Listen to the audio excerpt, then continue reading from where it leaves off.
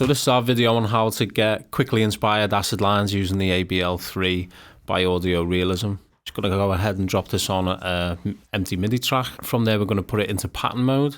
Just change the steps down to 5 so we've got a bit of a polyrhythm going. From there we're going to throw it into random and then set our root note for our scale. In this case we're using F.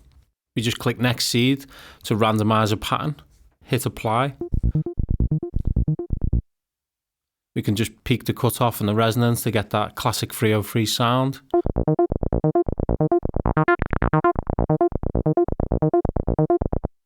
From here we can scroll through a few different patterns.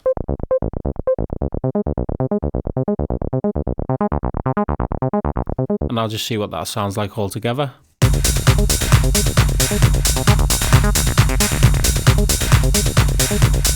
And that's how you get quickly inspired 303 acid lines using ABL3.